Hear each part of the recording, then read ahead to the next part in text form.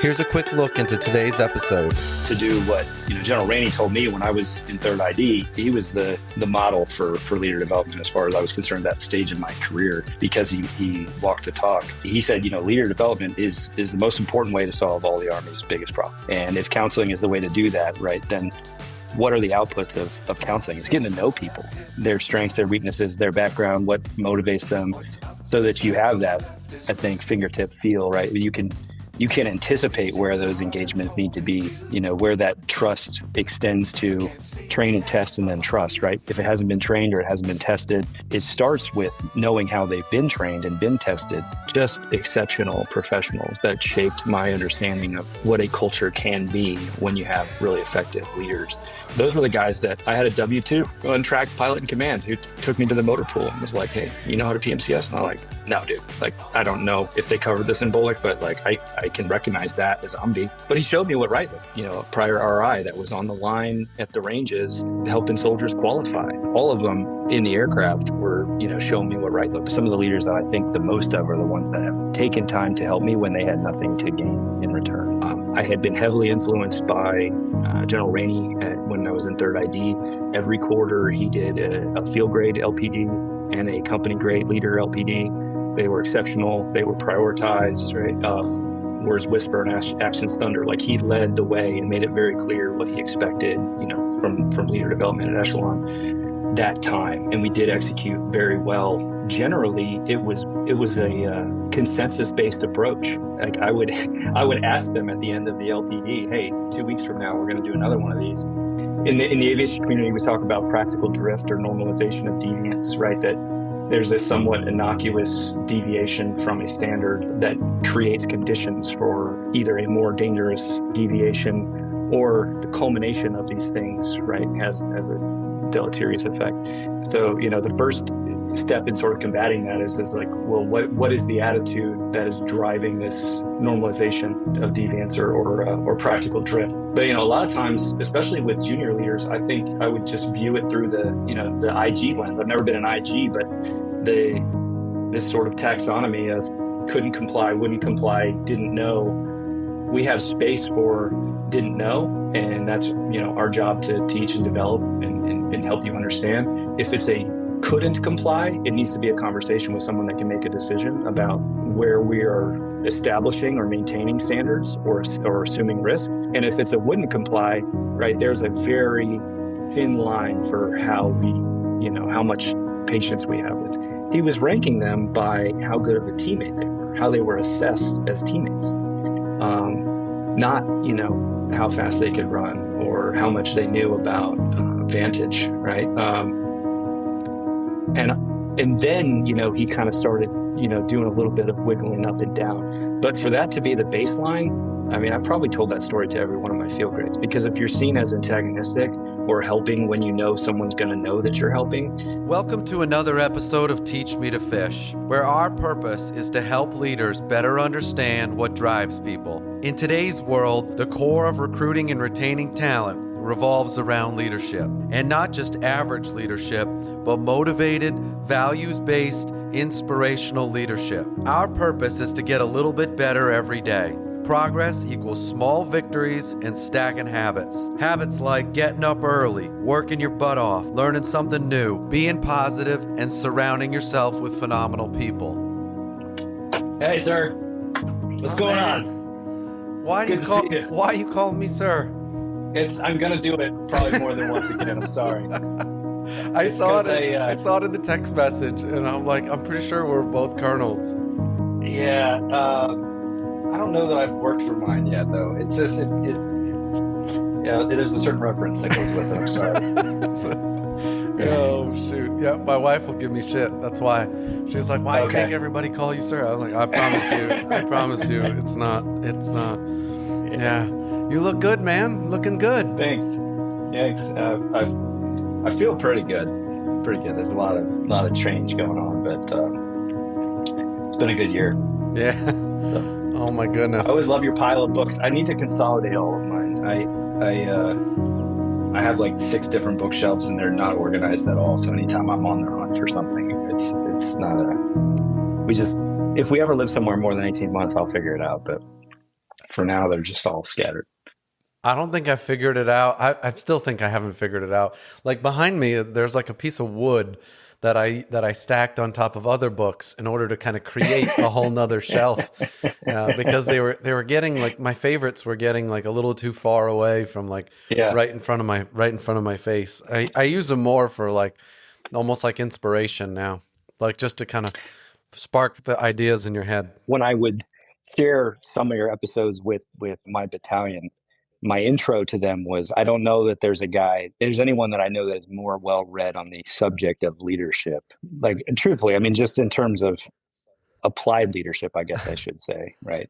I've been looking forward to having this conversation for a long time now, and like I feel like it's kind of almost unpurposefully come at a perfect time for both of us, whereas like we could have talked about leadership development like a year ago or even 2 years ago, after, what you've wrapped up at the War College and what you're getting ready to go into as a brigade commander. And, I just came out of the Philippines, and we absolutely poured ourselves into 3 straight weeks of the number one thing is leadership development.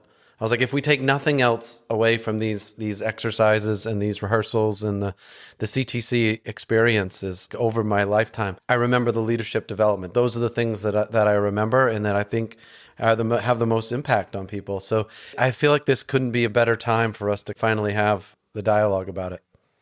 Yeah, I'm so appreciative of the opportunity.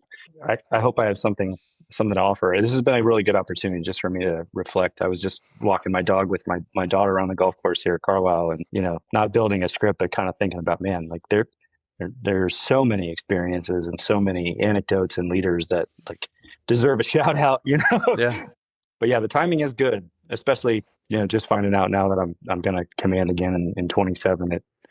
It's a subtle mental shift to think about. Yeah. That. So. Yeah.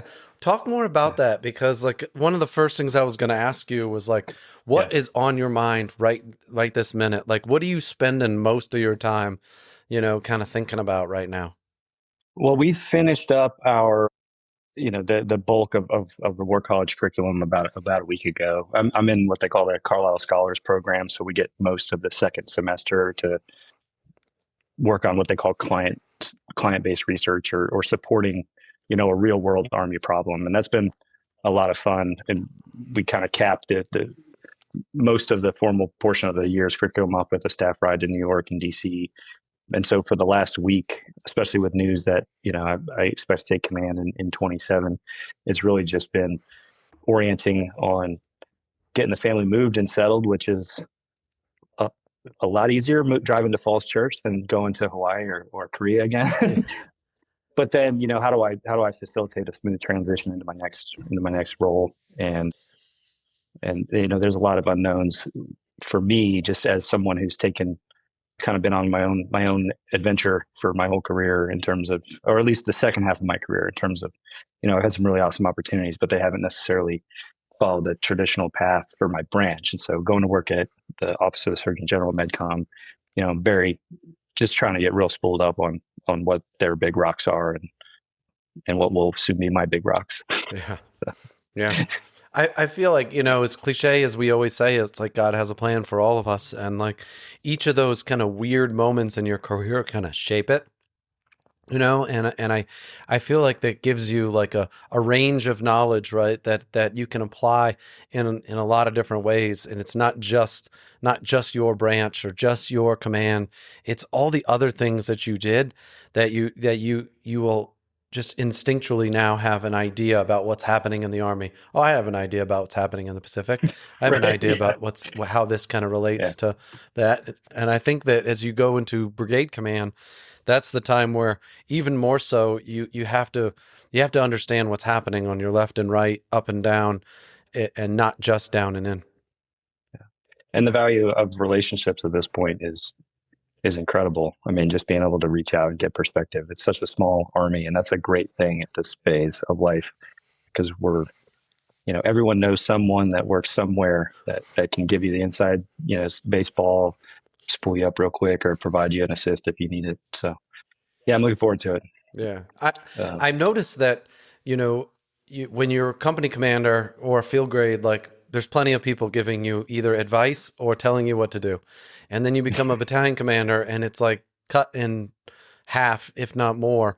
And there's like a couple people kind of giving you advice and telling you what to do. And I feel like as a brigade commander, there's very few people telling you what to do.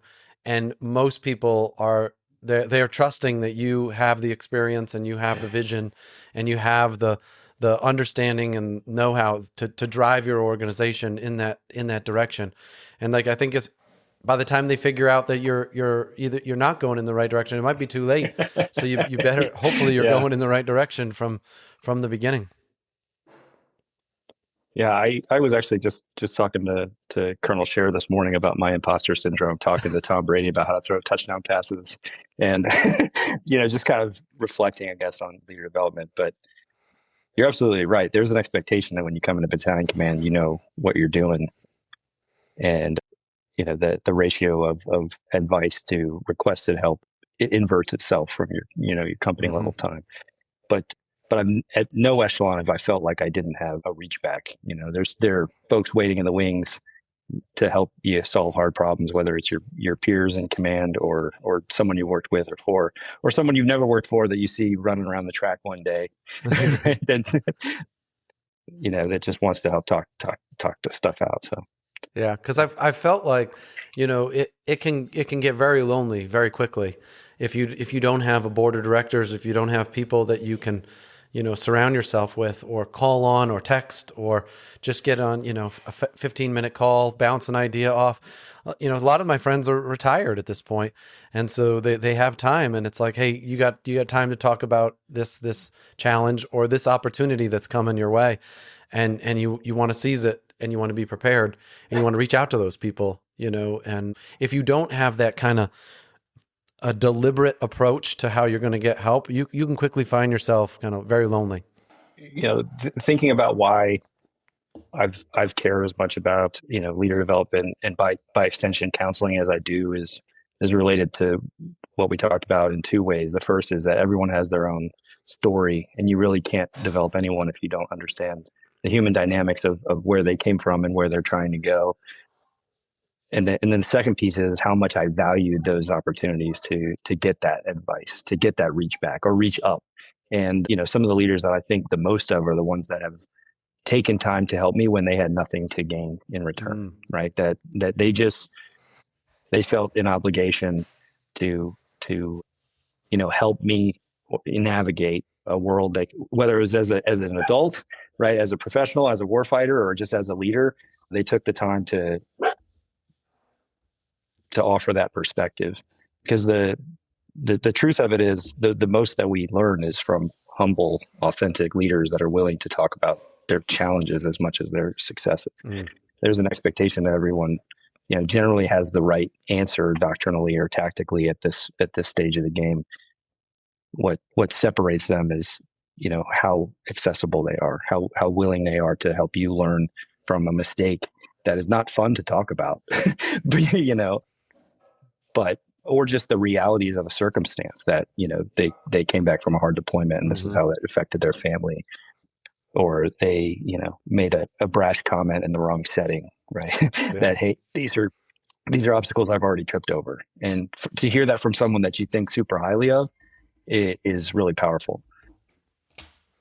I think that when you say like someone that you count on, for whether it be advice or just to kind of hear you out, so you can kind of pour into. I think timing has a huge part of that. And what this makes me think about is like, are you the leader that waits till somebody screws something up and then tells them how they could have done it better, or are you maybe the leader that says, hey, I screwed this up, right? When I witnessed, and I learned from it, I'm going to hit somebody up before they go into that, or before they even walk in that door, and say, hey, these were the things I screwed up, and yeah. Take it for what it's worth. Or, better yet, go to that person and say, hey, what's on your mind? Like what's bothering you right now? What would you be the most nervous about if you had to walk in that door and, take command today?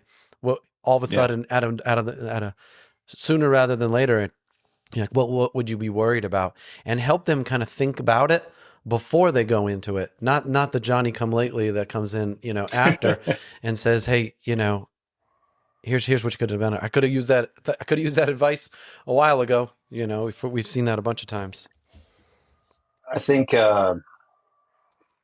that speaks to, I my battalion liked to riff on me because I was, somewhat pedantic about doctrine sometimes, but doctrine's great, right? Our doctrine is, you can talk about the difficulties of the process of updating it, et cetera, but it's pretty solid. And with respect to leadership and counseling, it's super solid. And our counseling ATP says regular developmental counseling is the most important leader development tool, right? And I think that's founded in science. Sorry, that's my dog.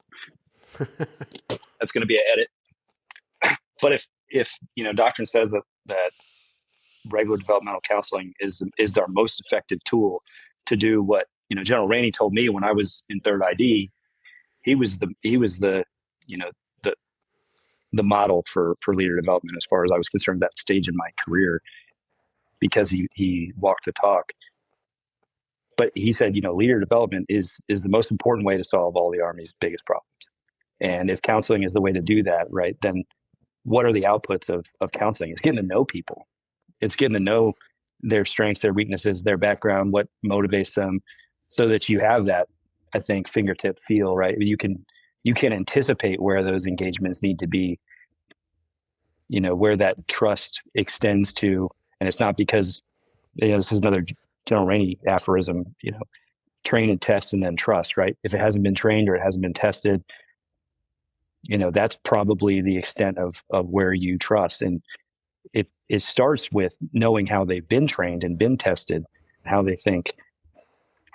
Yeah. So that's a long way of saying I agree with you completely. Yeah. And there's so many directions, I think, that, from a leader development, standpoint, we could go in this, but like, as we start, can you like do a quick like summary, if you can, like tell everybody real quick, like who you are, and then I love to hear like, what do you hope people think or feel like when they hear, your name, Sam Deal?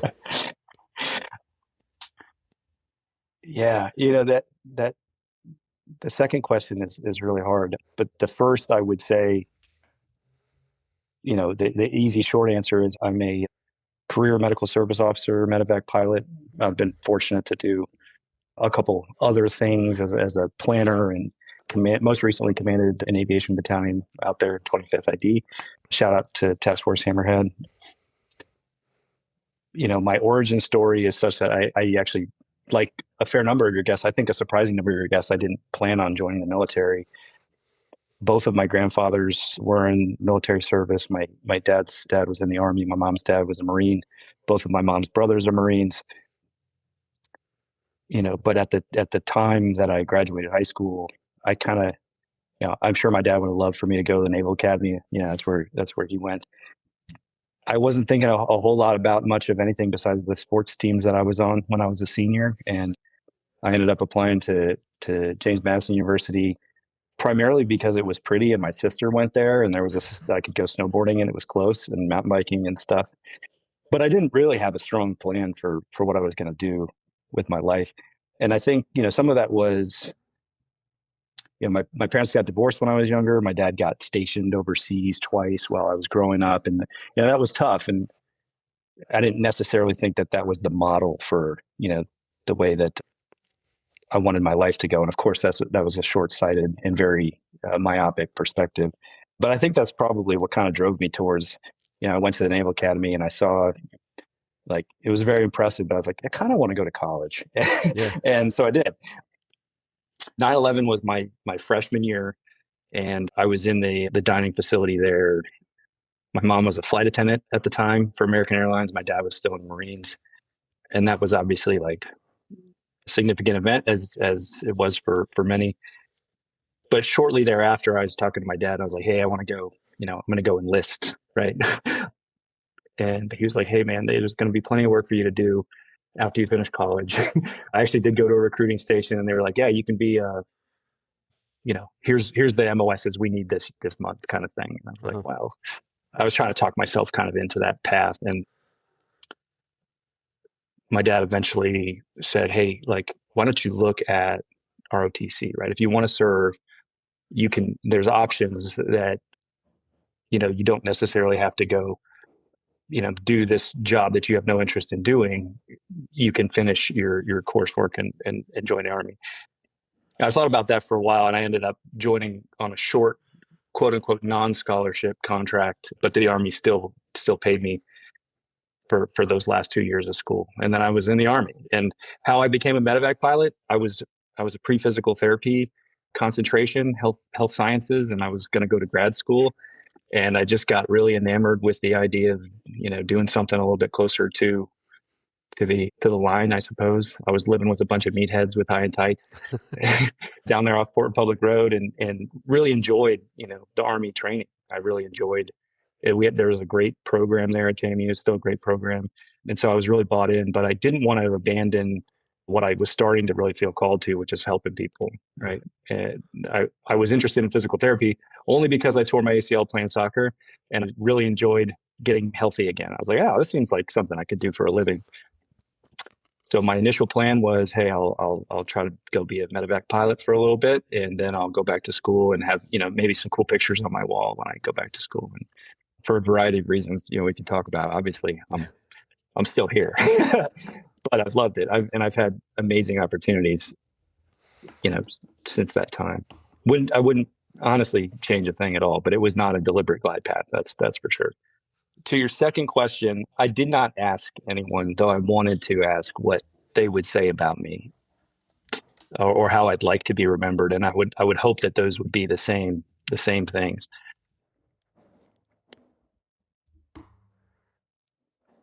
I think that, I rarely have an original thought. I adopt a lot of aphorisms, which I've already dropped, some from General Rainey and others.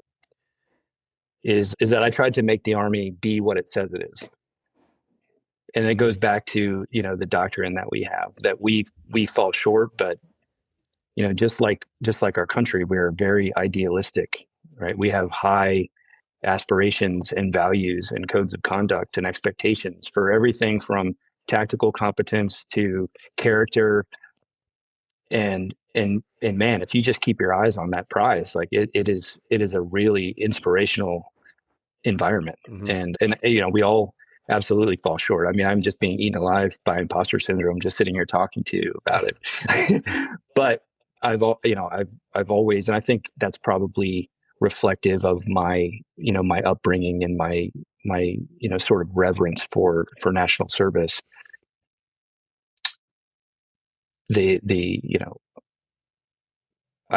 had MacArthur's Thayer Award speech on my wall before I ever thought about joining the military, right? And I didn't go to West Point, but the idea of duty on a country, I mean, those are really sacred words. And so, yeah, I'd like to think that people thought that I was just trying to make the Army what we say we are, right? Yeah.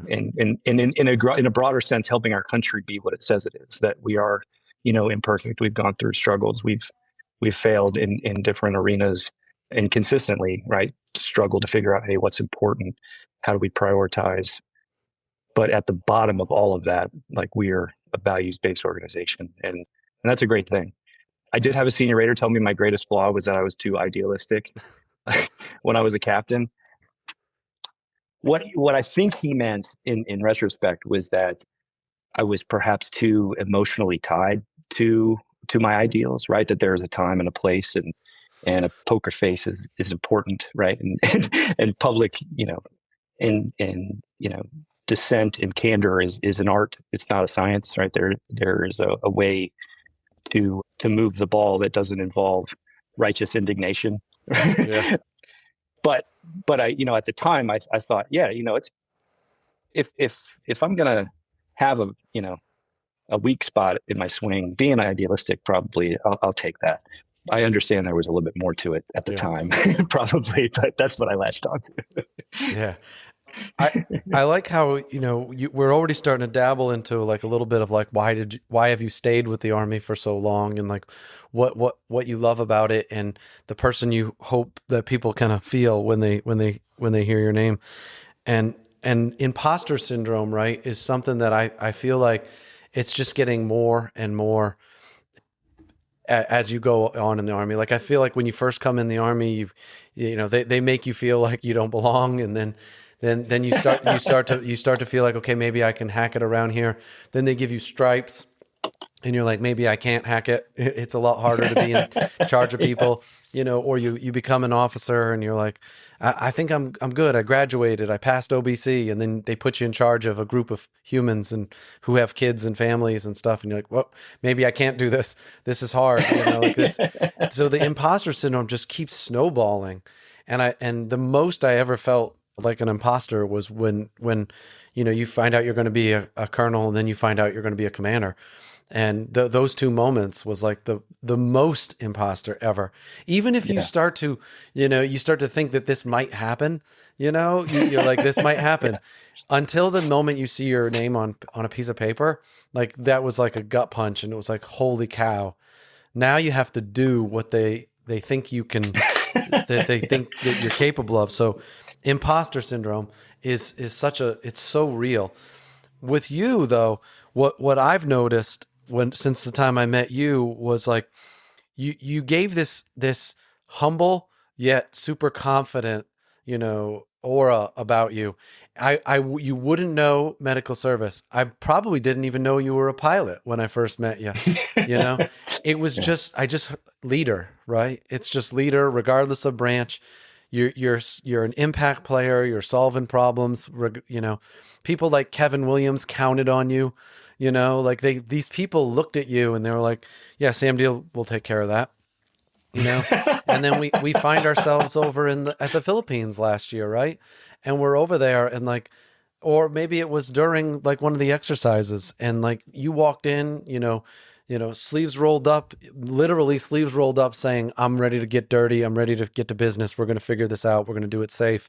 And I like immediately confident, comfortable. Anything that has to do with aviation, anything that has to do with with the air assaults, like he's going to make sure that we don't go too fast, we don't go too slow, we do the right checks. It was like we had a leader that wasn't just thinking about your piece of the pie; you were thinking about everybody's piece because of all your experiences. So I think humble, but then I also think super confident. And sometimes it's hard to balance those two. Yeah, I would, well, first of all, thank you. I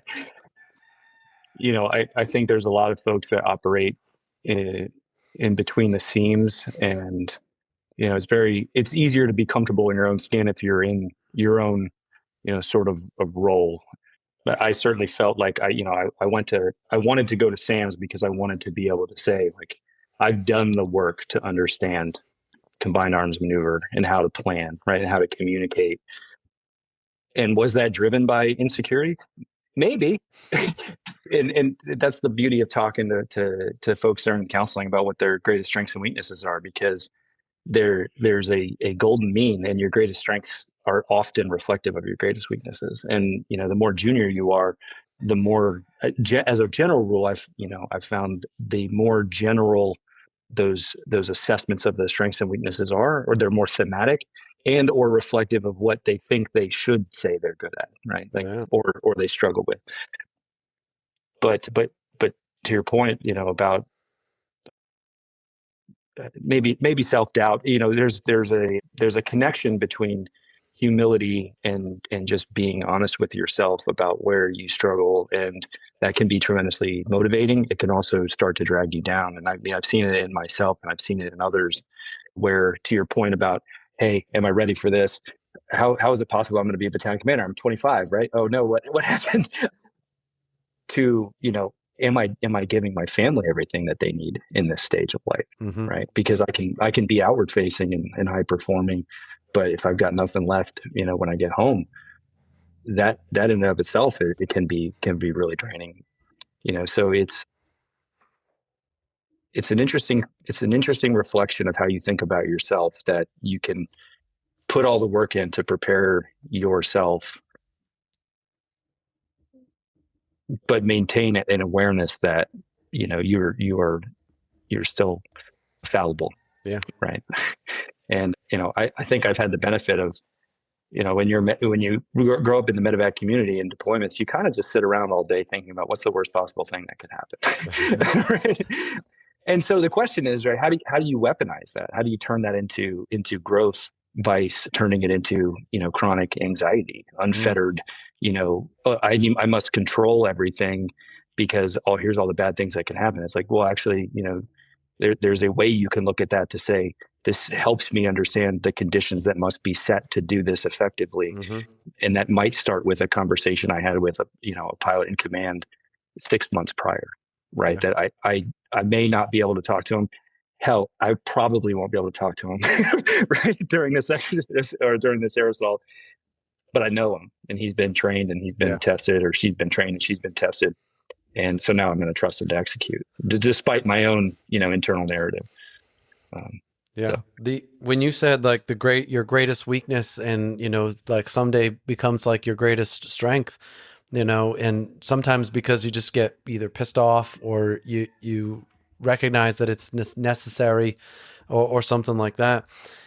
I remember like my greatest weakness, I felt like people thought I'm a poor communicator. I'm the world's worst writer. Some people told me that, they came right out and said, this is the worst paper I have ever read in my life, and you are the worst communicator ever. And so you're like, okay, thanks for the feedback. Yeah. And then, tell you what, I'm going to start a podcast. Yeah. Stick it to him. And now it's like, okay, I also thought I was the world's slowest reader because like when in college, I hadn't read a ton of books. In college, computer science doesn't read a lot of books. You read a lot of code. And so like you become learning how to read every single character. And I was such a slow reader. And so it really turned me off to reading because it took me forever to get through one chapter or one page because of the way I was taught to read the code, and write code. And since then I've focused on speed reading and I've focused on a lot of different ways to quickly pick up the topic. And now I'm like a book junkie. I can't get enough of it. And I can't get enough of learning how to better communicate in short form, like how to be brief with Joe McCormick and how to communicate in a world where everybody's distracted, and get your point across very quickly and confidently. So I think some of your greatest weaknesses can become, some of your greatest strengths. 100%. Yeah. Yeah. And I think, I would not plagiarize General Gerard, but when he was on your podcast, I believe you said, what would you like to be remembered for? And he said, someone that helped people achieve their maximum potential. And I heard him say that when he was in command, but it didn't really click until I was in command. And I was like, man, better humans make better soldiers. Better soldiers make better units. And obviously, different commanders have different philosophies on how you focus at echelon and what kind of conversations you have. I let my sergeant major run with NCO leader development, but with those lieutenants and platoon leaders, I think I did a pretty decent job with establishing that my end state was just that. Like I don't necessarily want you to be motivated by turning chiclets green and exceeding all of the metrics that we apply to you. I'm going to know if your attitude is right and if you care, and all that other stuff is going to come. And the more I know about you, the more I'm going to be able to facilitate that. So, yeah, like what you're dabbling in now is an area that I want to kind of focus for a little bit, and that's like how you develop a leadership development program, and like what was the ones that had the most impact, kind of on you. And, for all like the true believers that are out there that like actually listen past like the 20-minute mark or something like that, they send me. And the haters. Yeah. There's probably some haters left out there. Yeah. I think the haters gave up. The haters gave up like on episode 2, That's like fair. they stopped listening. those people give me some feedback and they're like, hey, talk about this topic, ask this question. This is what I Yeah. want to hear. Can you send me this document? You get an email from people and they're like, hey, can you send me this document? And they reach out like that. That is inspiring, right? And that drives the Yeah. conversations like what we're having right now. So shout out to all those people that kind of help me, develop these conversations and the questions and the topics and the people that they want to hear from as well. And you're one of those people that they wanted to hear from. And the Yeah. topic of leader development comes up all the time. What start off with like, what is the things that had the biggest impact on you? You talked about counseling with General Rainey, but like what has had the biggest impact on you? And then that said, that's where you're going to start your your leader development, your deliberate leader development programs. So like I mentioned yesterday, we learn from good and bad. And by sort of truncating my early years, I don't mean to dismiss the some great efforts from officers and NCOs and other leaders that I interacted with. But I would say the most meaningful leader development I experienced as a company grade officer. I think I was in the same unit at Fort Campbell for 5.5 years, and I don't think I spoke with a battalion commander maybe more than twice on an individual basis in deployed settings or not, other than like high risk mission approvals, which was probably not the time to like talk about my hopes and dreams and strengths and weaknesses, right? But as a lieutenant, I had in my platoon a fire team of exceptional warrant officers that were prior NCOs, and each with a different background. One in aviation, one as an RI, one as a motor sergeant, and just exceptional professionals that shaped my understanding of what a culture can be when you have really effective leaders. And I learned an awful lot from my platoon sergeant, but he was working his ass off as a flight instructor in the unit and a medic. And those were the guys that I had a W-2 on track pilot in command who took me to the motor pool and was like, hey, you know how to PMCS? And I'm like, no, dude, like I don't know if they covered this in BOLIC, but like I can recognize that as zombie. Yeah. But he showed me what right looked like. Right, I had a prior RI that was on the line at the ranges helping soldiers qualify, and all of them in the aircraft were showing me what right looked like. Right, and they had just gotten back from a deployment. Many of them had been together for a couple of years, but that was not formal leader development. But that's when I think I became aware of how much that community had to offer, and how much I was learning in a way that I didn't expect it. I I really struggled coming into battalion command trying to conceptualize what a leader, what I wanted for a leader development program, because I had been heavily influenced by General Rainey when I was in 3rd ID. Every quarter, he did a field grade LPD and a company grade leader LPD. They were exceptional. They were prioritized, right? Everything that he said about, another thing that he would say, like, words whisper and actions thunder. Like, he led the way and made it very clear what he expected, from leader development at Echelon. But I was thinking about, well, I've got 7 different companies, 3 or 4 of them on any given weekend are working. I got folks flying every night. How do I get a quorum? How do I assess? Because you spend some time in the pre-command course thinking about, well, what is it that I want to drive home?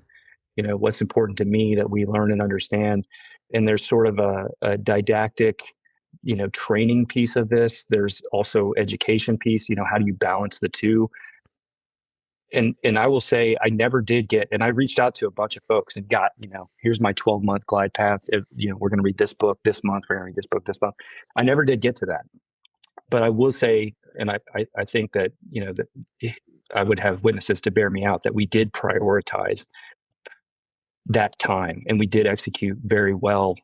But generally it was a consensus-based approach. Like, I would ask them at the end of the LPD, hey, 2 weeks from now, we're going to do another one of these. Based on my observations, of where the unit is struggling, or something that you guys have brought up in counseling, I really like to focus on this. And then we would do that. But it was, I found that, I think the officers in my organization found that to be a lot more helpful than just saying, hey, like, I really loved this book. Now we're all going to read it. Yeah. Right. And so sometimes it was just things that were not particularly exciting to me as a battalion commander, because I want to introduce this, really, this subject that I'm particularly passionate about. They just wanted to learn how to better manage maintenance. Like, okay, I got that for you. Right. Yeah. And of course, we would go out and do some hard PT, and I have some awesome memories, obviously, of Hawaii, of rolling up the Kolikolik Pass and going for runs and going to the beach. But from an organizational standpoint, I think that what we did very well was we gave it the very best we had to protect that time and get a quorum and make it a priority. And if you can't do that organizationally, you don't necessarily have to come in with the best model that assumes that you're all working 9 to 5 and you're going to be able to chart the course for the organization, because the organization is going 3 different directions. You've got a third of them working with a task force or working with you on a task force, getting ready for a fight at JPMRC or elsewhere, getting ready for a deployment, doing port ops. You've got another third pulling duty somewhere in Hawaii. And then, you're at the same time, you're reintegrating, your PCS and folks, and you're chopping support to other battalions. So I think with that perspective, I gave myself a fair amount of grace at the organizational level, understanding that we protected the time and what we did was meaningful. And I only say all that to anyone that's going into command and might feel overwhelmed by the prospect of like, oh, this is my year-long glide path. That glide path might be needed to be thrown out the window based on your assessment of the proficiency of your leaders or your organization's particular challenges. And I don't see that as a cop out. I will say too,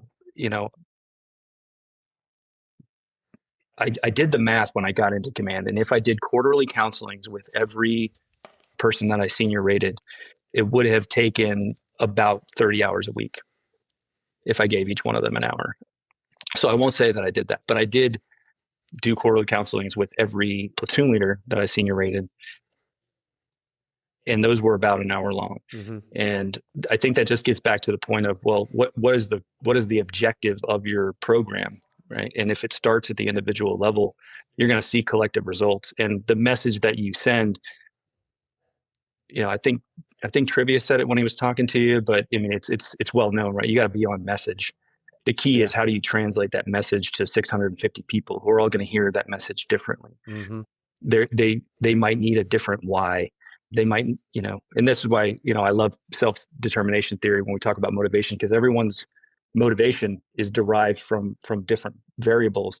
But the most effective way you can get that message across is one-on-one. And so, there's opportunity costs, absolutely. But I think it was time well spent. And then,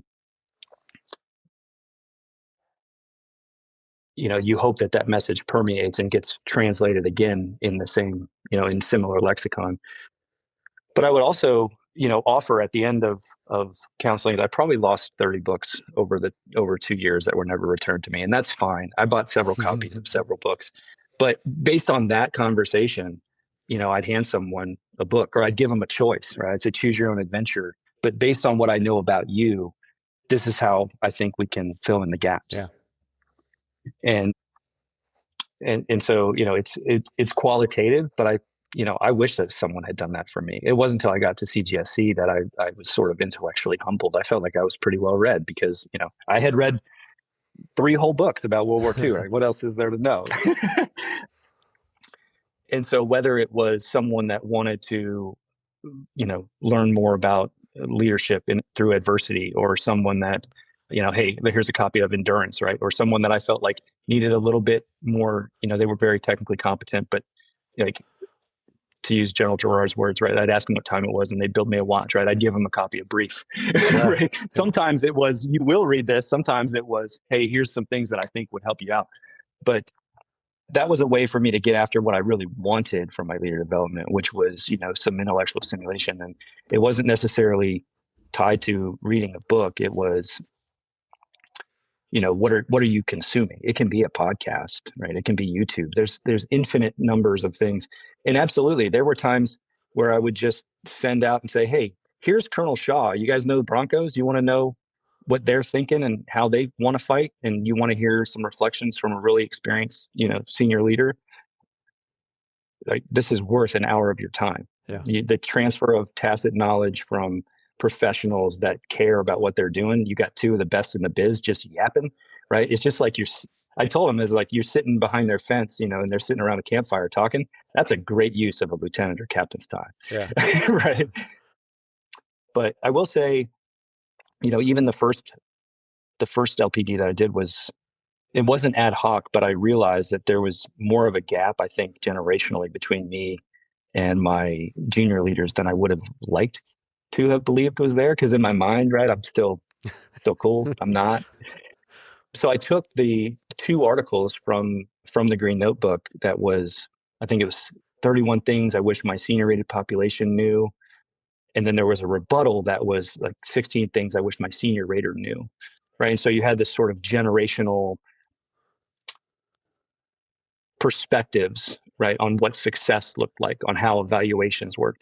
And, it was sort of this like Socratic dialogue that I could say, hey, what'd you think about this? Right. What'd you think about that? Let's make some sense together, right, of what the Army is now, because it's not necessarily what it was. Our standards and our values, right, those are enduring, but those factors that influence how we perceive each other or what is unspoken, because you can't say everything. But I'm not particularly concerned about how shiny your shoes are in civilian clothes, right? For example. Yeah. And there are different expectations of what we need from spouses and soldiers and how they value their time and when they're available, that I thought was really helpful. And that was, more culture focused. The first PT I did was a jungle 5K, and I called it Helicopter Appreciation Day, because the objective of it was, we're going to load up these small teams with more stuff than they can comfortably carry and make you appreciate, right, what this LZ is that takes about 30 seconds to fly a low pattern around. The guys that are relying on you, that takes them about 40 minutes, right? It's going to take them an hour under load, and they may or may not be in contact. And so, that was just sort of, I think, a physical cultural baseline of, this is not convenience, right? We're not an optional capability on the battlefield. We need to know exactly what their plan is, what their risks are, and that's going to inform the risk that we're going to take. But that last 400 meters, if you miss an LZ, or that extra 400 meters, might be the difference between mission success and you coming back to pick up bodies. Yeah. So anyway, I share that because it wasn't perfect, as we all are, but I think it could be said fairly that we were doing our best with a crazy op tempo in that organization. Yeah. What I underlined in my notes that you just talked about there was, this consensus-based approach. I love that phrase, right? You said it was prioritized with those folks based on what they needed, but based on what your organization needed and the people were asking for. And then you said actions, actions are like thunder. I think that fits into a leader development model or plan must be deliberate. You got to prioritize, right? It has to be deliberate. It can't just be happenstance. And then it's continuous. It's all the time. This is you said 30 hours a week towards, counseling, right? So everything you do has to be in some way, shape, or form, some form of counseling. If you've got a 20-minute drive to work, that's 15 to 20 minutes to counsel or to talk to somebody, or you getting counseling from somebody else, right? You creating an opportunity to get counseling yourself from somebody on maybe your board of directors. Every PT session, if you're out there for an hour, you could get 2 or an hour-long conversation.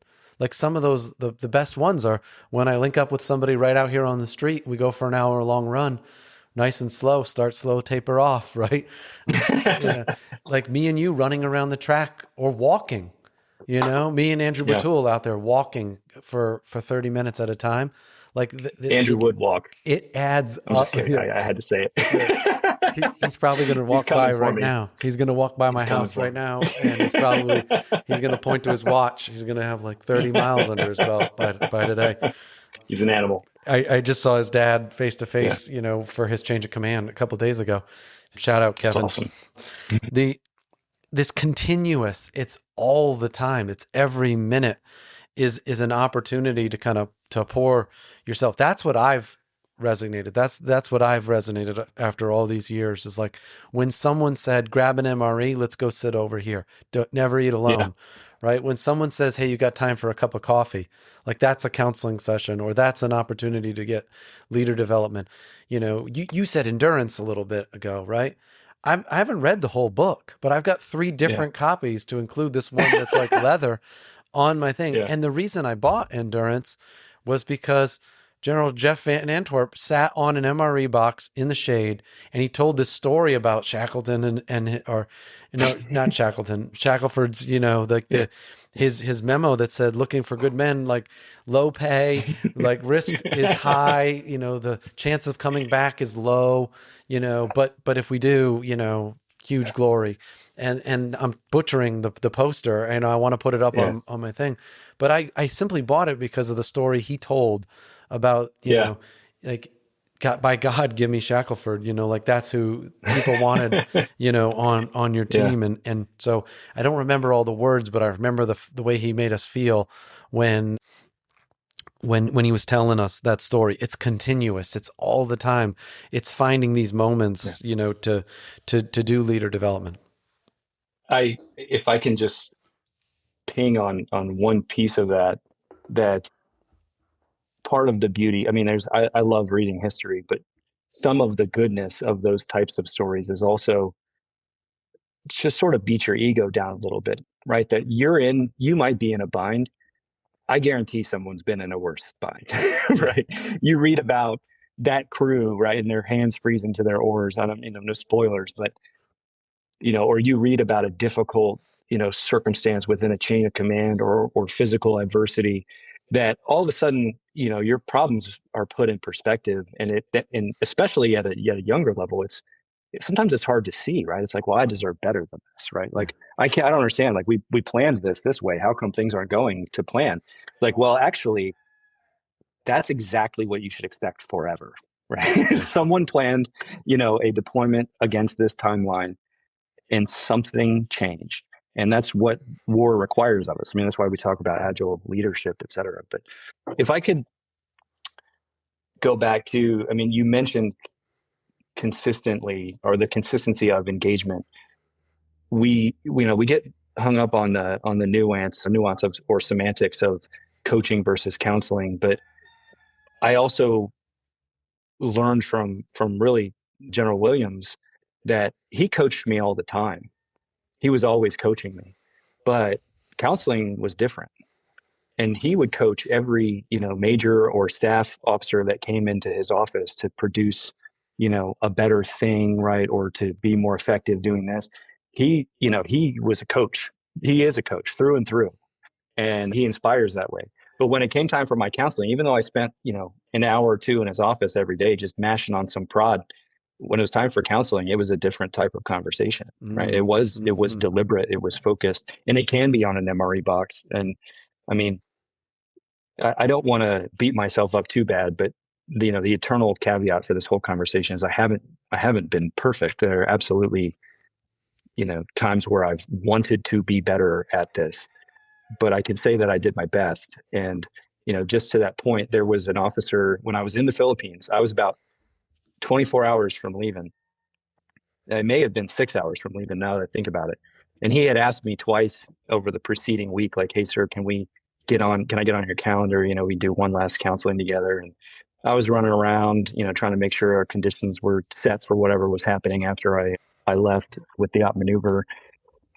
And I woke up one night, like, hobbled over to the latrine, went into the CP just to check on things. I don't think we had much, if anything, flying, but I was like, hey, everything okay? And he was like, hey, sir, like, when are you leaving?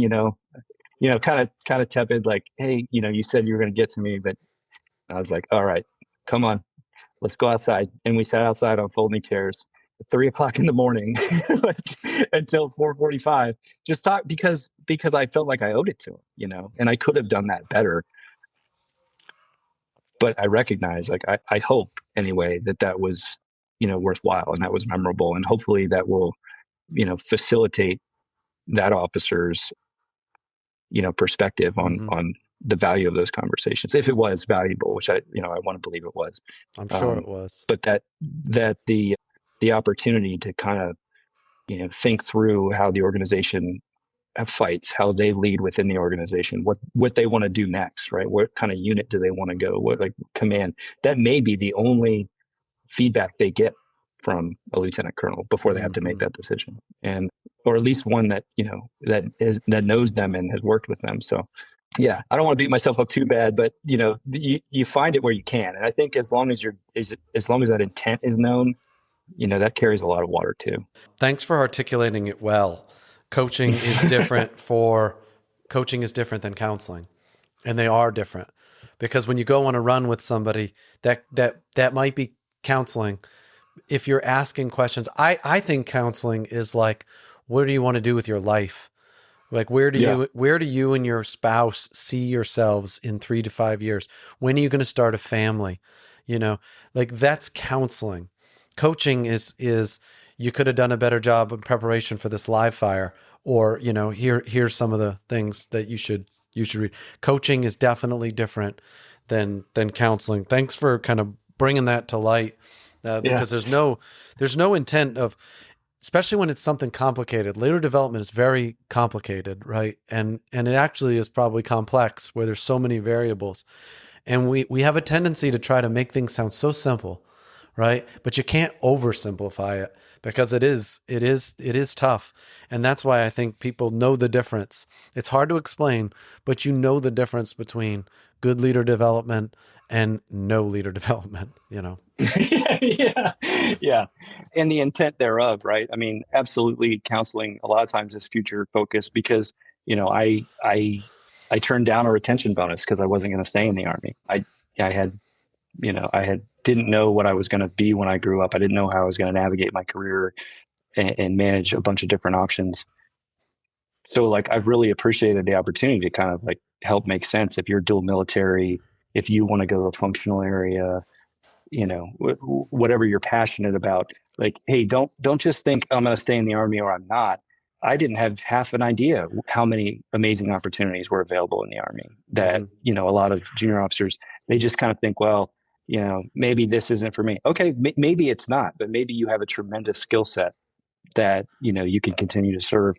And that is absolutely part of counseling. I think counseling is also part of that trusting that, if you're training and you're testing, you can more effectively train and test if you have a better starting point. And that was another thing that I remember General Rainey saying, is like, if you don't know where you are with an individual or an organization, you're gonna have a real hard time getting where you want to go, or at least doing it efficiently. You're just going to be chopping down a tree with a hammer, just swinging violently. And sometimes the Army likes that.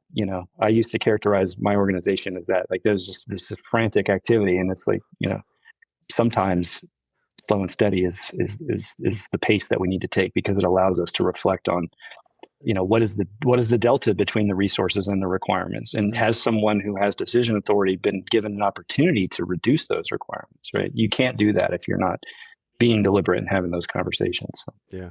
Speaking of deliberate, okay, this came from a couple of people right here. And, oh no! And I want to talk. No, this is good. Is that we field grades, right? Field grades often are left to their own to figure this out by themselves. You went to CGSC, you should know how to be a field grade, right? Here's the Iron Major handbook. You know how to be a field grade. All the LPDs are geared towards junior officers, captains, or in NCOs, fieldcraft. It's all geared towards them. Nothing is ever geared right directly towards the field grades. Then we skip them and we go right to battalion command in preparation for battalion command. But we skip the S3XOs. Sir, Major Howell, serving the leaders, hit me up and he's like, "It's a sink or swim environment, right? For field grades." Other people use the phrase "noted." Like they're not going to tell you if you're missing it as a field grade. They're just going to say, "Noted." Okay, Yeah. but they're not going to give you. I've heard that one, yeah. And you don't realize it until later on. You're like, he said "noted" about me a bunch of times.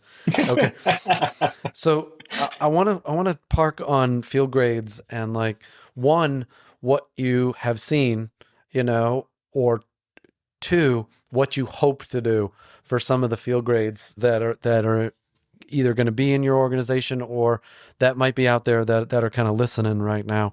What comes to your mind first? What do you think about when it thinks about, helping field grades, be successful out there? I think a fair bit about relationships and connective tissue with each other, but facilitating an environment that builds those opportunities. Whether it be a Mungadai, or we did some great stuff in third cab when I was there that just sort of forced integration, but left of the boom that we're going to need to work together and rely on each other. And you got to have that, you got to have those touch points, even if it's just a good sweat that you can put a face with a name and learn enough about someone that first, action on contact, or, better yet, a company commander says, well, hey, these guys are screwing us because they took our X, right? Or we need to borrow this piece of equipment, but Major X said no, right? Rarely does that reflect the truth, right? And so it's greasing those skids, right? And I mean, as a battalion commander, super helpful to be able to say, hey, can you just call,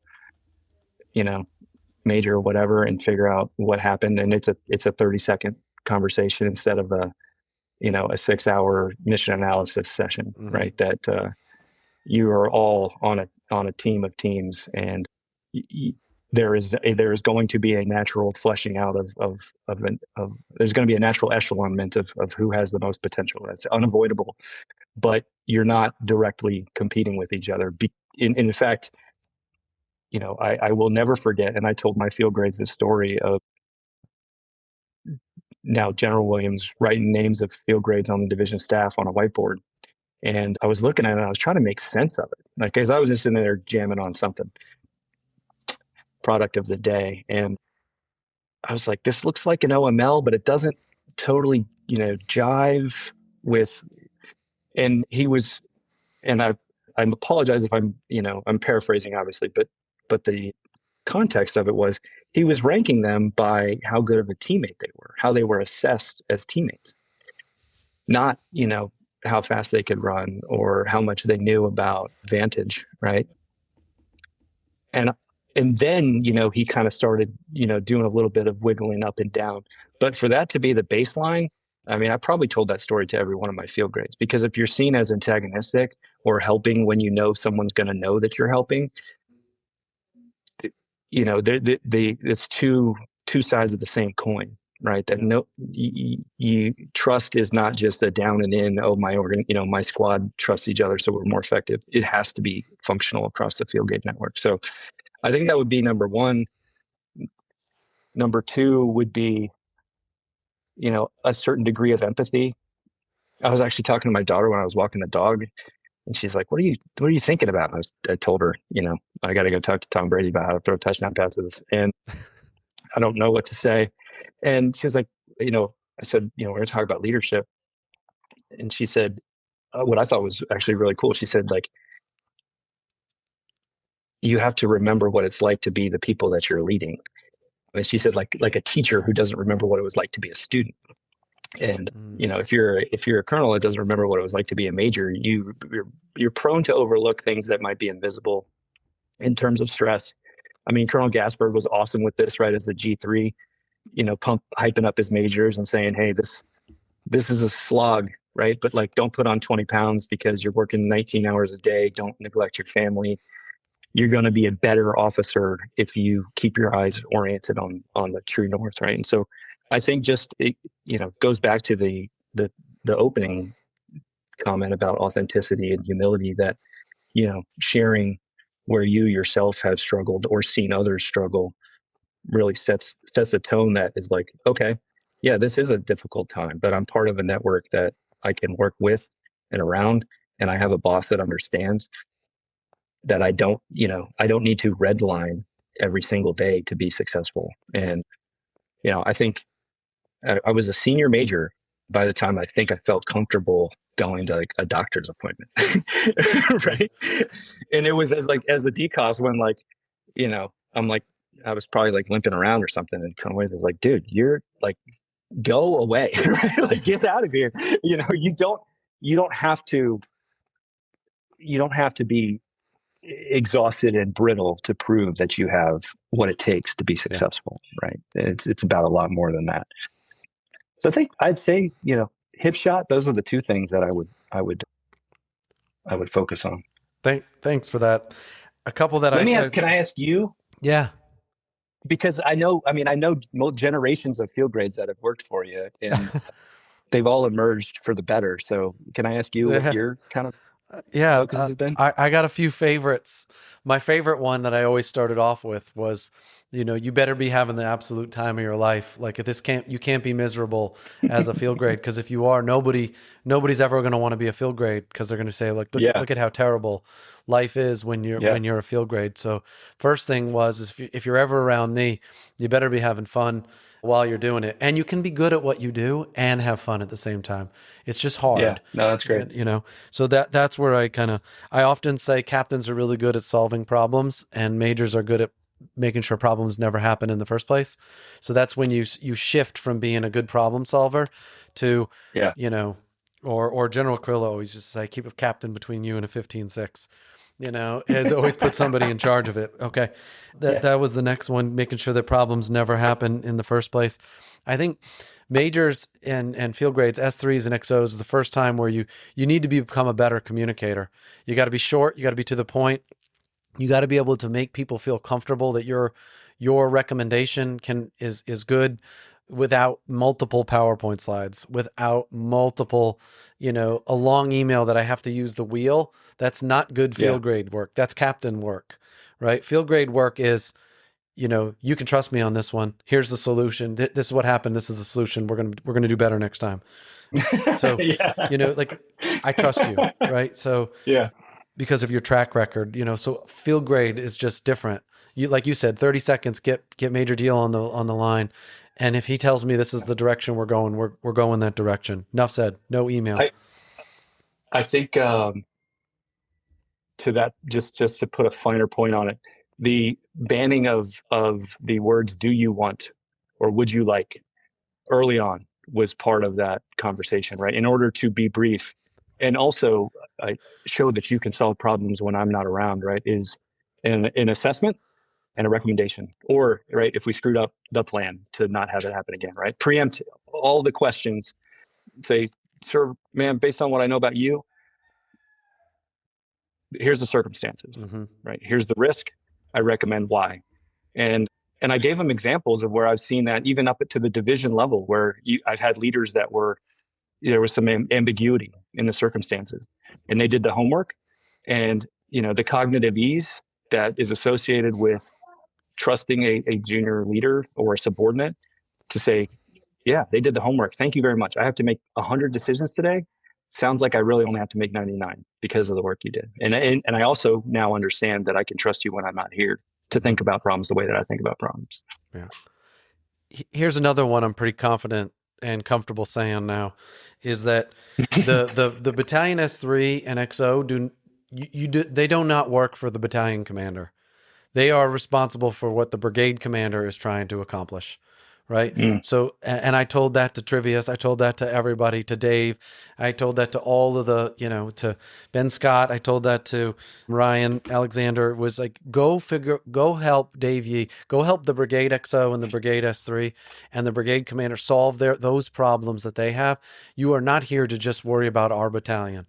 It's back to what you said about being a phenomenal teammate. A field grade officer they work for the brigade commander.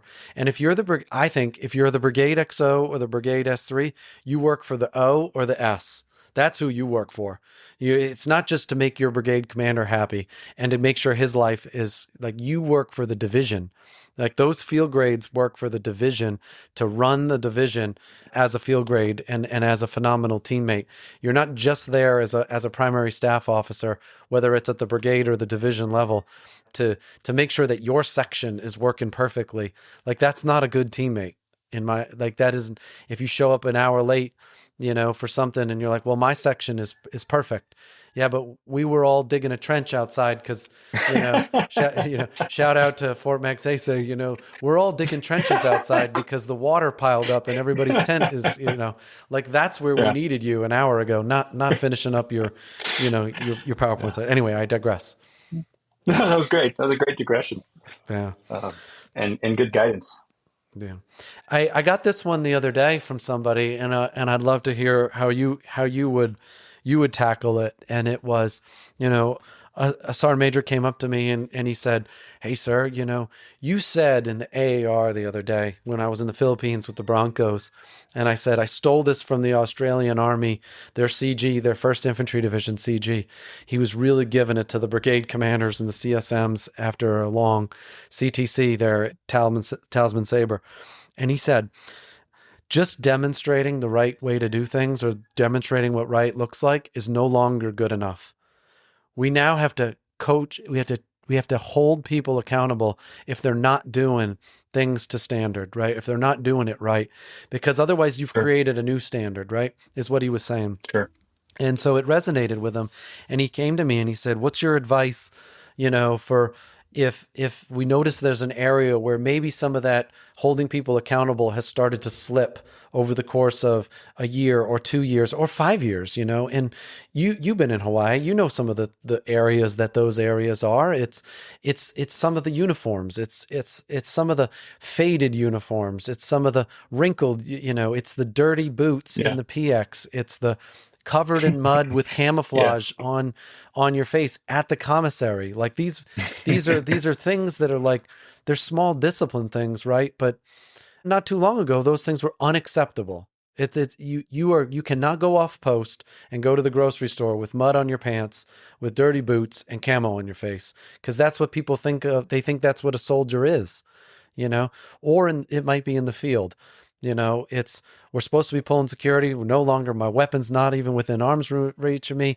I'm kicked back over here. I got my top off, like there's a time and a place for everything, but this is not the time right now. Is probably the time to be a little bit more disciplined, when it comes to some of those things. And he said, "What's your advice?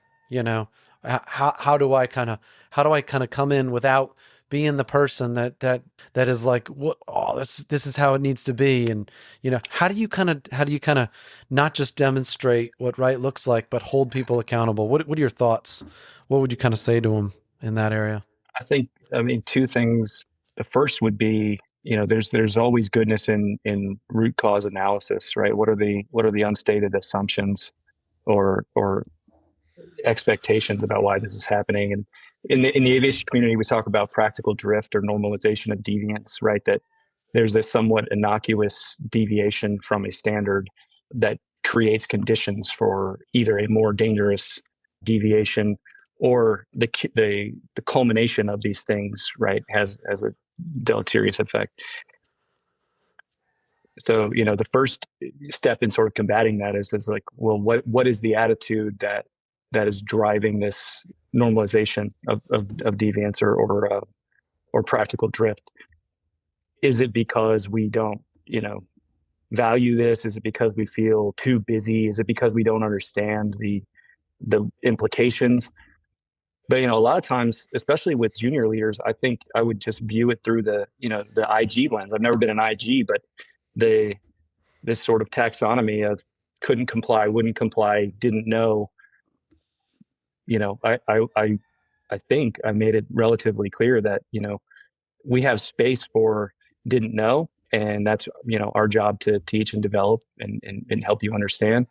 If it's a couldn't comply, it needs to be a conversation with someone that can make a decision about where we are establishing or maintaining standards or assuming risk. And if it's a wouldn't comply, right, there's a very thin line for how we, how much patience we have with that, right? Because it goes back to just attitude and understanding of your role as a professional. That if you're just saying, I'm not going to do that because I don't feel like it, that there's a different perspective. And that's why it's important to not necessarily just assume that every deviation is derivative of that. But, if to that CG's point, the best way you can know that you know something and know why you're doing something is to have to teach it to someone else. And so, using that as a teaching opportunity or a conversation vice, I think maybe assuming the worst, assuming noble intent is always helpful. Obviously, you're talking about standards and discipline things that sometimes you may just say, hey, like tighten yourself, right? But as a leader within an organization, the question is always, well, what's driving the organization to that? Is it a lack of discipline or a lack of appreciation for the value or importance of this step, right? That we have to follow the checklist, regardless of whether or not we've memorized this, right? We have to announce our actions within the cockpit because we know when we're stressed out, we behave differently and we lose the ability to vocalize under stress. And so, I guess those were the types of conversations that I would have if we found that, like, hey, we were skipping, steps on maintenance, or there was a perceived pattern of, taking shortcuts or short circuiting what we would consider to be a baseline standard. It's identifying the consequences of that deviation potentially, right? That the reason why we do this is this.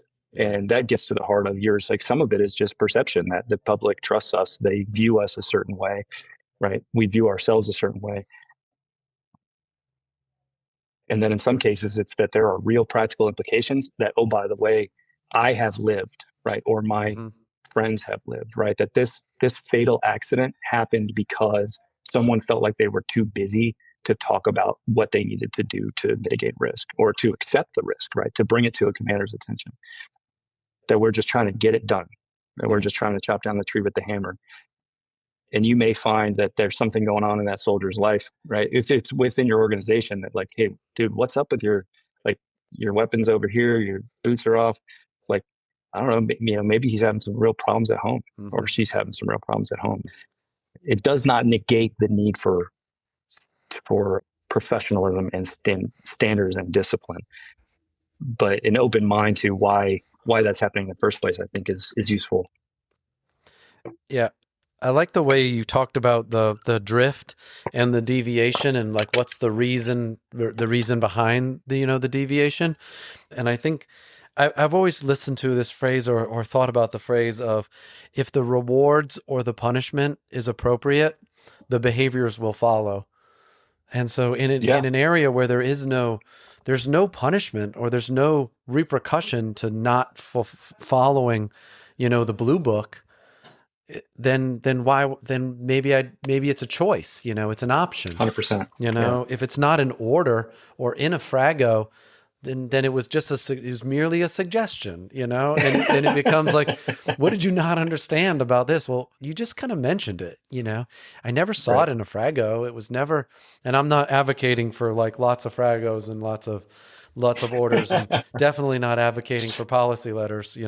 If the first thing you ask for is, like, show me where it is in a policy letter, there's a problem in the organization. And if you are the person that's asking for the policy letter, potentially you are the problem, like that's again, I'm not advocating for tons of put everything into a policy letter in order to make it perfect for people. But I love the way that you articulated it. I argued as a captain, there was an incident, and I was in a aviation unit at the time, where an aircraft, arguably violated the spirit of rules regarding when they took off in vicinity to weather, right? And there was like, well, let's just throw out a policy letter, right, that now puts this fence around. Like, this is possible, but you have to consider the ramifications to how we understand training, testing, and trusting professionals to do what they do, right? That someone could have made a judgment error that doesn't necessitate us, putting a fence up. That now there's a perception that if there's not a fence, that it must not be that important. Yeah. Right. Right. We already have rules, regulations, policies Amen. that drive, both competent and ethical behavior. We have to allow room for there to be deviations and conversations about how we learn, not create an environment where, well, if it's not in a policy, then they just must not care that much. Yeah. Hey, as we get ready to kind of like start kind of landing the plane here, the area that I wanted to see if you already started to think about, some of what are the foundations of like your, whether it be a call it a command philosophy, call it a leader development program, but like the things that you're already thinking about, like this is what I'm going to try to implement, or these are the things that I know have to be like the values that our organization is kind of is around. Have you already started to think about what those things are as a brigade commander? I have thought about it more conceptually, though, because I found out about 48 hours ago that I'm going to be in command. So, my intent, I think, is going to remain consistent, that there is a degree of assessment that is necessary to ensure that I'm giving the organization what they need, and a certain degree of patience that is hard, because we have great transition guidebooks and stuff, and I think there are some things that are absolutely necessary in terms of reinforcing what the Army says and does, and how I view the Army, vice how I see how we're going to fight. What is this organization's fight? What are our strengths and weaknesses? And there's a degree of patience that's necessary to, as I joke with my buddy who's taking command of 5th SBAT. Actually, you probably know Dan Hodomarsky. I was joking with him, or I have joked with him throughout the year, right? That you just cotter the hell out of it, right? Yeah. That you just show up and you've got your azimuth, and we're just going to drive. That I think the foundations of the framework that I see, that I've stole from General Rainey, still holds true, that you have to know where you are with the key individuals and with the organization. You have to know where you're going, and then you got to make an actual plan to get there, and that requires time and resources. How I approach specific demographics. My hope, especially because I'm going to the Medical Center of Excellence, is to take my experiences as a division planner, as a division deputy chief of staff, and other operational experiences to bridge whatever gaps there may be in perspectives about warfighting. Mm-hmm. Right? That we're focused on warfighting, and that the history of what the medical community has done has there have been some really tremendous sacrifices in adversity, and that's only going to get more challenging as the battlefields of today show us. And we have the first time I heard the word sacred obligation was actually from the aviation community, right? That we have a sacred trust with warfighters on the ground. Every support element does, but certainly the medical community, that I feel like it is a distinguishing characteristic of the United States military, that our soldiers fight, and they know that they're not going to be left behind, but they also know they're going to be taken care of to the best of our ability. And so that's a weighty risk on our shoulders as the battlefields change. And I think that would be the top line theme. Yeah. When it comes to like leadership development, and having like a model, or having like values that your organization has to be around, I have always kind of bucketed leadership development into 3 categories, which was, you got character, competency, and commitment. And those are not Yep. three C's that we've all heard of, but I also tried to take character and say, okay, character is leadership, why we do it. And so when we're back to a deliberate plan or this continuous coaching and counseling, are you helping somebody in the leadership development, in the leadership department, in the character department, why we do it? Are you in the competency, department?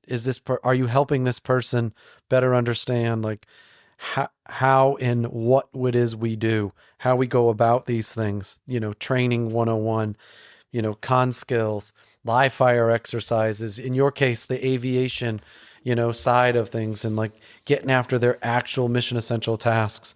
And then the third area of commitment, are you coaching somebody or are you counseling somebody in our profession? And I call that like a brighter future. Those are the areas. Like, are you helping somebody maybe they need to do better with their communication, their productivity, execution, how they manage their time, how are with reading. When you start doing the reading, programs, reading a book, I think that's getting after the profession side, officership, there's a lot of programs out there right now, the Harding Project, right? That's getting after like our profession and a brighter future for the people, or guest speakers they're following into that category. Those are kind of the three buckets that I've always kind of, from a leader development standpoint, I've bucketed them into those three things. And the thing that's had the most impact on me over the career, it's not necessarily that LPD session. It's the things before the LPD session. It's the things after. It's the conversations that I had with people on a run after the fact. Maybe the session itself was just an ability, just sparked that fire, or got that fire kind of going. I think those thematically overlay really well on the Army's leader requirements model, right? The character, presence, and intellect. Everyone is coming with a different skill set, and it's your job to figure out where to light that fire, like you said. The other thing is, General Don Starry in Press On, his like collected papers, he adds candor to that list, and I think that is so. I mean, it's awesome. I've had it as a background on my phone before, just because speaking honestly with good intent is so powerful, and the intent is important. But I'm paraphrasing. He says, the battlefield is the most honest place in the world, right? That we're training for the most honest place in the world. That there's no time for little white lies and petty games. Like, I don't know that you can overestimate how important it is to establish that relationship. That if you can't speak with candor, defined as honesty with good intent, the rest of it is really just a good idea. And then lighting the fire, I would say to land the plane, if anyone is stuck around this long, I don't know if they've been with me. If they stayed, it was for you. But I talked a lot about with my individuals and during my unit, like in briefs, about motivation, because it is opaque. You say like, hey, what's motivation? It's like, well, it's kind of a desire to do something, right? We talk about motivating leaders. I mean, I think the preamble to your podcast talks about, motivating people. And there's a lot of theories about what motivates folks, but if you bucket motivation into competence, belonging or relatedness, and then autonomy or efficacy, you see the relationship as you get to know a person about which of those buckets are more full. Do they feel like they have the skills to be successful? Right? That is a competence piece. Do they feel like they're part of a team that cares about them? And then finally, do they feel like they have some ownership, right? Whether it's I own this Humvee, or I can excel and be competitive for this fellowship or command, right? If you can visualize leaders through these lenses, you can very specifically, I think, target what it is that you need to light that fire. If you're giving them the skills, the technical skills or tactical skills to fight that they need to fight, like that's not negotiable. and they will do better because of that. If they feel like they've been trained to that high standard, they will do better if they feel like they're surrounded by people that care about them and that they trust. Amen. And they will absolutely do better if they feel like, they're not just showing up at 9 o'clock because they were told to show up, and then they're going to go to the motor pool because someone told them to go to the motor pool. But they have a clearly defined objective for that day, for that week, for that next 6 months. And so I guess if I was to land the plane, I would have, if I were a better podcast guest, I would have started with that the individual approach for me was really kind of rooted in that perspective that there's a lot of utility in just wanting the best out of your people. To General Gerard's point, that you start with the person, you hope that manifests across the organization. Yeah, there's so many great Jamie and Gerard, comments that we could be lobbing out here. At the end. I didn't want to name drop, but I have to make it plain that I have no original ideas. That's there's so much plagiarism is completely allowed. He would always say like candor amongst commanders is like, it's priceless, right? He said that to us all the time.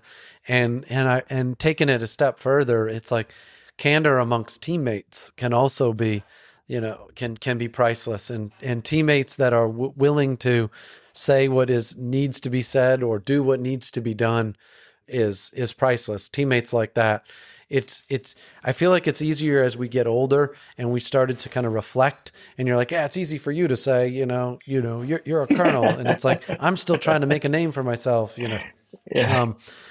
But that's what we're trying to share, is that over the time, as you reflect back, like being a great teammate is the greatest thing that everybody starts to rack and stack. And I want to say thanks for sharing so much, because I'm the one that benefits the most from doing all these things. I won't fight you on that point, but I know it's not true. At least on the one-on-one today, it's been really fantastic. Thank you. Yeah, thanks for doing this with me today. Yeah. I hope it was worthwhile, and thank you again for having me. But also, just understanding that this podcast by itself was a huge opportunity for me to just build on whatever I was trying to do in my organization by exposing my leaders to different personalities and different backgrounds. It's been awesome. You ask why people stay. I stayed because I found leaders that I really believed in, and I felt like we're making the Army what it should be. And I think at some point the switch flips, and you stay because you want to be that for someone else. And I hope I've lived up to that standard. It's a high standard, but I'd hope that my decision to stay because I was something resembling a leader that others would like to be like. Thanks for listening today. I hope we sparked some thoughts about the people that have inspired you to be who you are today. I hope you share some of your thoughts, and better yet, demonstrate them for the people in your life. Our pursuit is to get a little bit better every day. Progress equals small victories stacked on top of each other, building like compound interest. Keep stacking these positive habits like getting up early, working your butt off, learning something new, being positive, and surrounding yourself with phenomenal people. Please share your comments at the links in the show notes, and DM us at Teach Me to Fish podcast on Instagram or Facebook. Looking forward to our next conversation.